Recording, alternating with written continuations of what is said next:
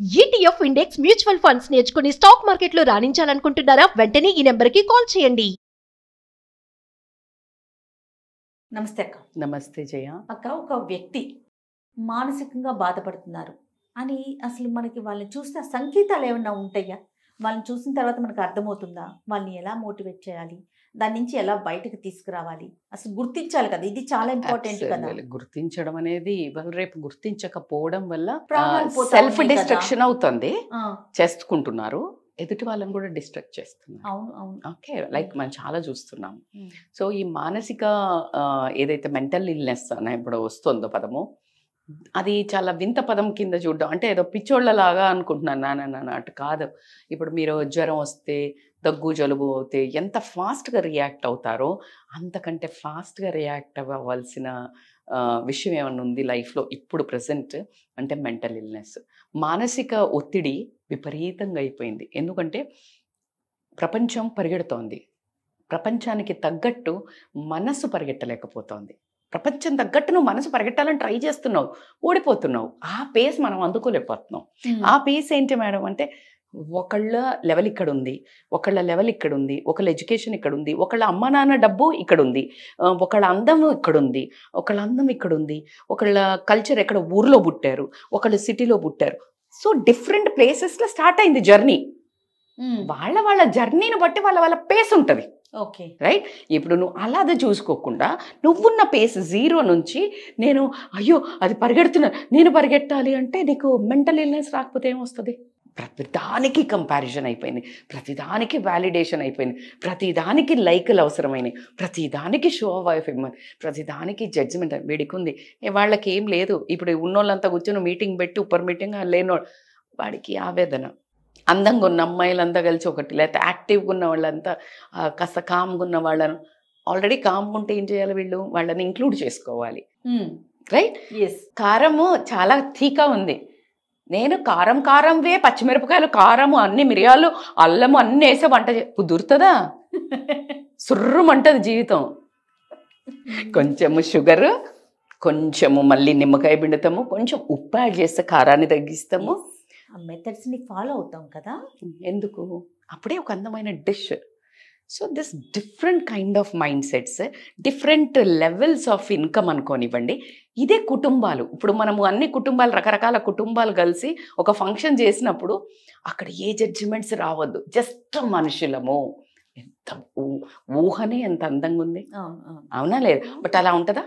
చూడలేకపోతున్నాం. కారం అంటది నేను చాలా గ్రేటు, కారం లేకపోతే ఎట్లా అంటది. అట్లా కుదరదు.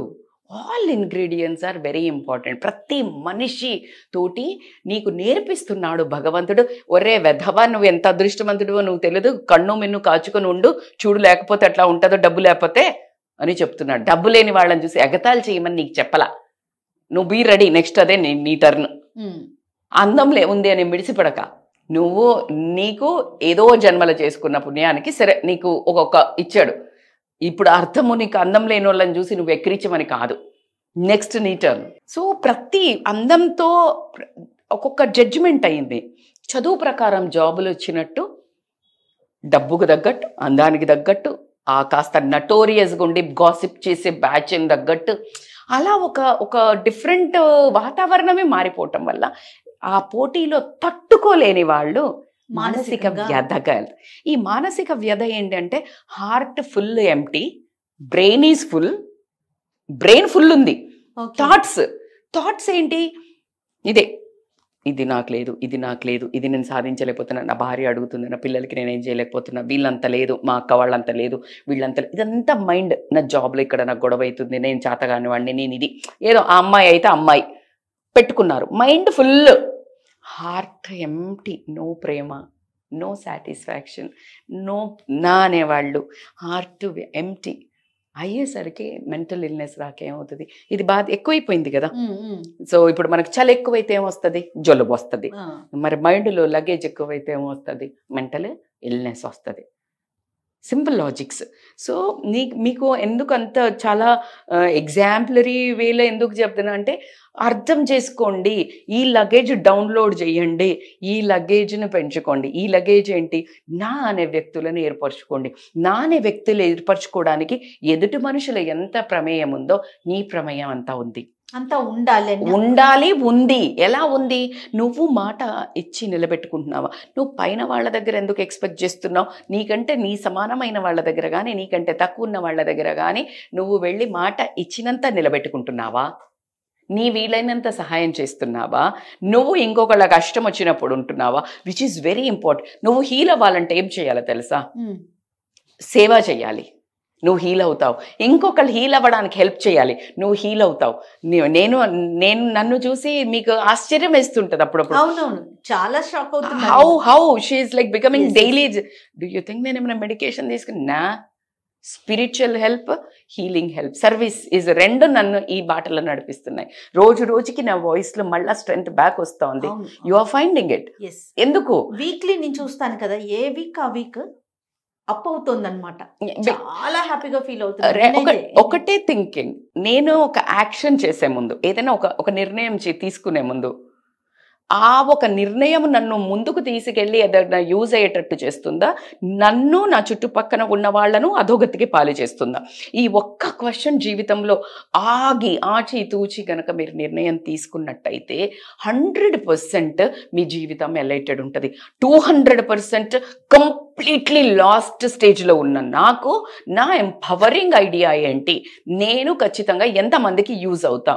మొన్న దీవాళీకి ఒక ఆర్ఫనేజ్కి వెళ్ళి నేను నా కూతురికి నేను ఎంత స్పెండ్ చేసి, అన్ని బట్టలు కొని ఎలా హంగామా చేసి ఎంత స్పెండ్ చేస్తానో అంతా నేను తీసుకెళ్ళి ఒక 15 మందికి నేను కొత్త డ్రెస్సులు, not to show off, I'm saying, ఎలా హీల్ అవుతున్నాను చెప్తున్నా మీకు. నేను దసరాకి మీరు చూసుంటారు నా స్టేటస్, దసరాకి వెళ్ళి ఆ నవదుర్గలకు పెడదాము అనుకుంటే 15 మెంబర్స్ ఉన్నారు మేడం, ఇంటికి వెళ్ళకుండా ప్యూర్ ఆర్ఫన్సే కావాలి, ఎందుకంటే సింగిల్ మదర్స్ దొరుకుతారు కదా. అలా అని అంటే అప్పుడు అందరికి తీసుకెళ్ళి వాళ్ళందరితో నేను స్పెండ్ చేస్తే ఒక పెద్ద స్పిరిచువల్ జర్నీలో నాకు ఎంత హీల్ అవుతుందో అంత హీల్ అయింది.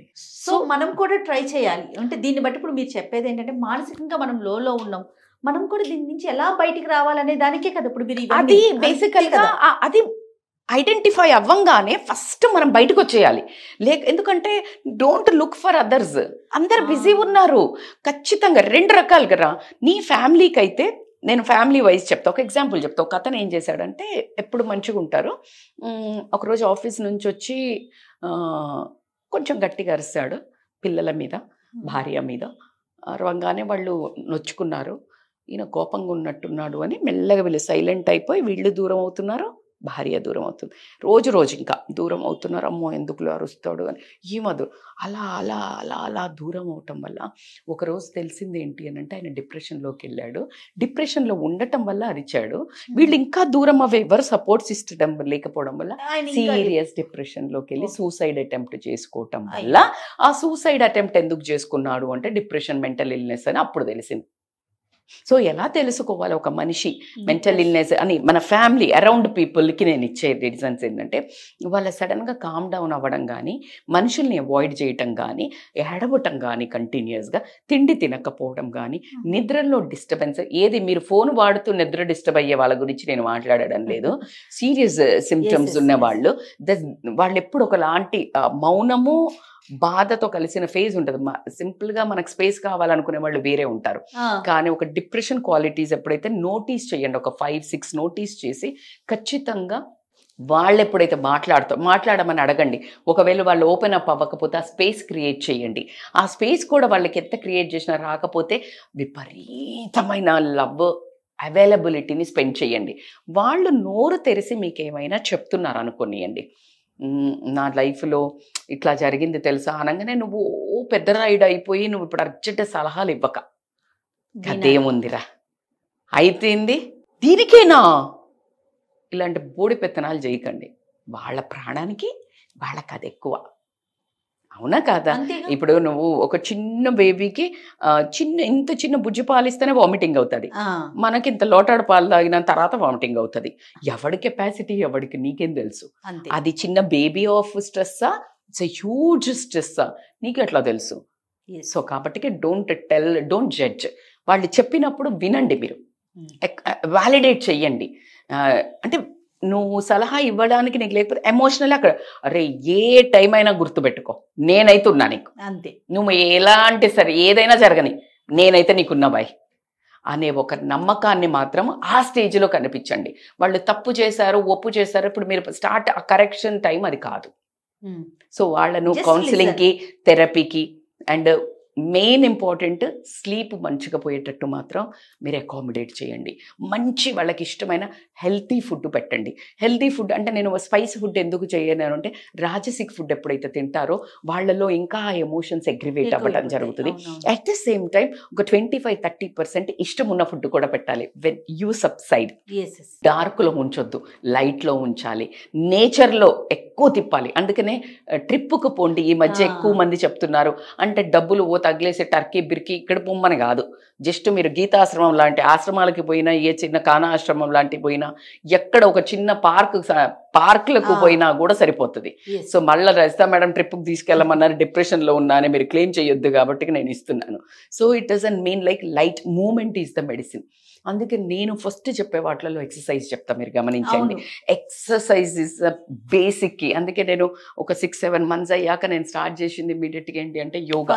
లక్కీగా నా ఫ్రెండ్స్ అందరు నన్ను మోటివేట్ చేయటం వల్ల నేను యోగా స్టార్ట్ చేశాను. నేనే టీచ్ చేస్తున్నా, but it helps immense results.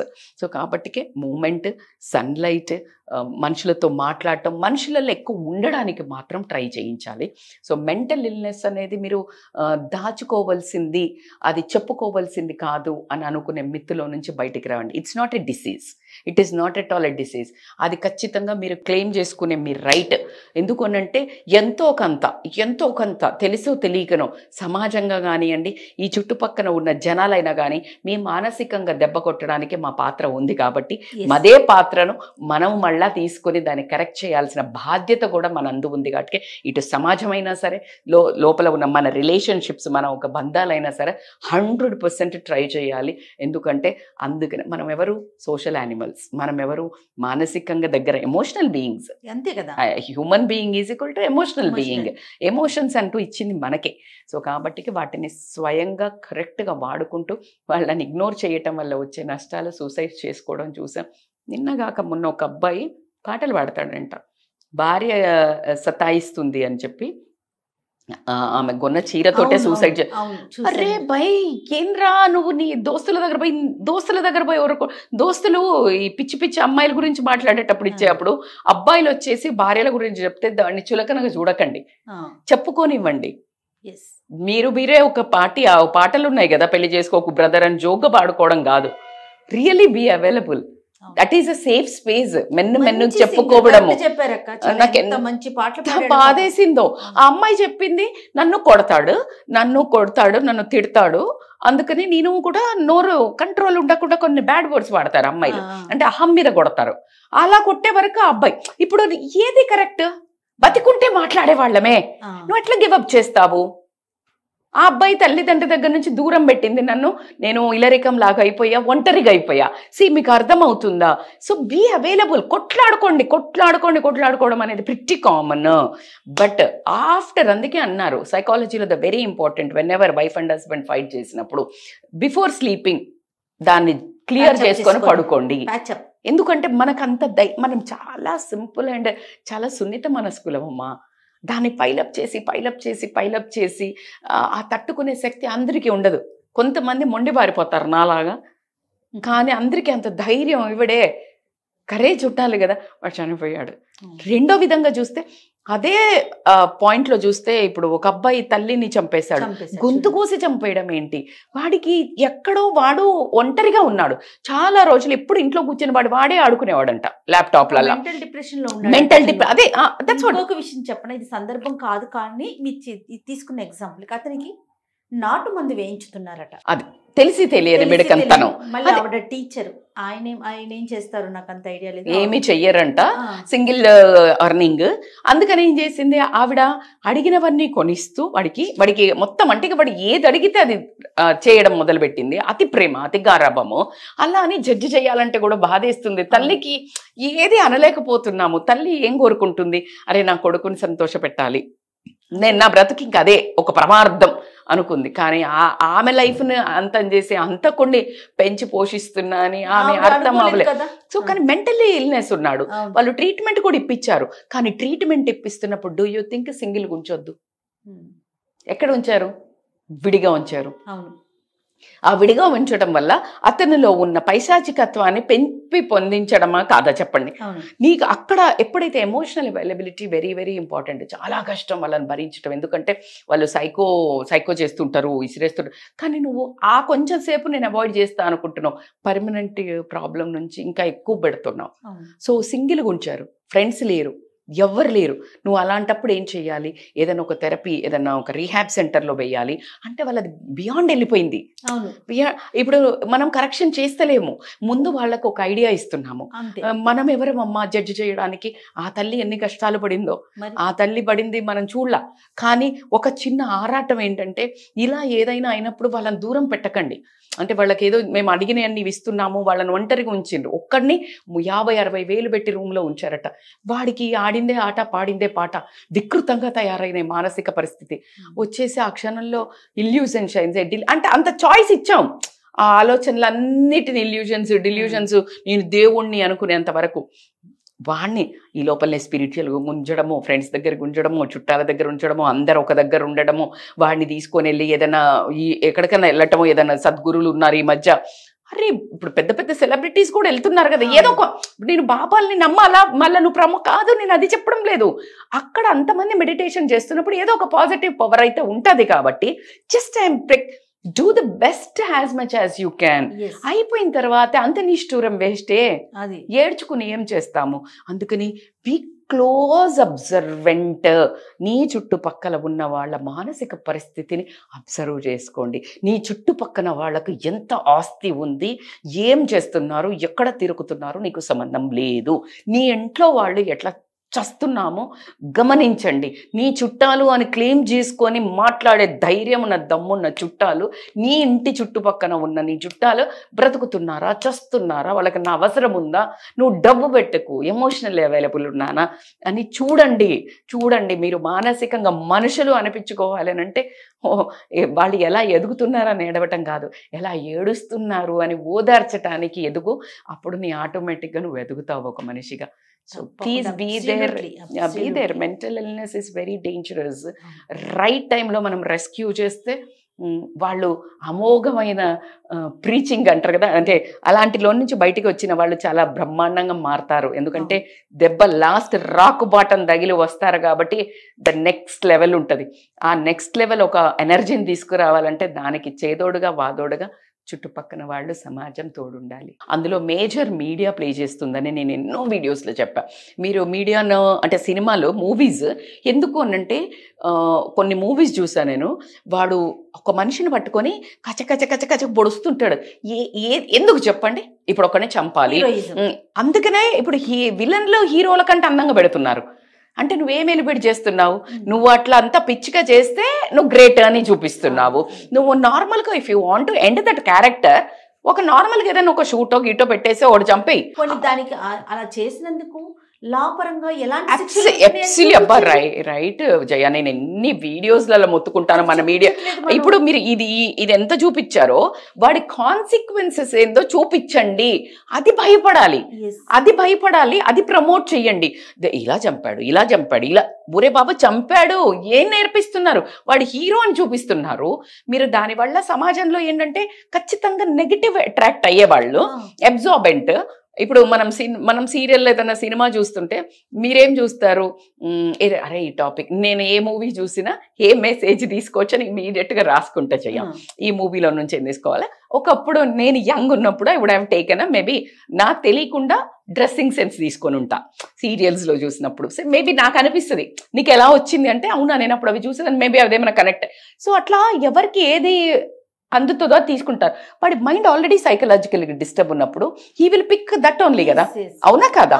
So కాబట్టికే అవి చూపించింది. మరి బాధ్యత ఏంటి మేడం? అది చూపించారు, అది చూపిస్తే దాని తర్వాత ఎండింగ్ బాగా చూపి ఏం జరిగింది. ఒక్క నిమిషం చంపేయడం కాదు, వాడిని అంతకంటే చిత్రవద పెట్టి చంపింది, లేకపోతే వేరే మూవీస్ అట్లా చెయ్యొద్దు అని చూపించేవి. బాధ్యత రహితంగా ఖచ్చితంగా తీసుకోవాలి. ఒక రీసెంట్ గా పాల్కి శర్మ నాకు చాలా బ్యూటిఫుల్లీ నచ్చింది. This I want to coat.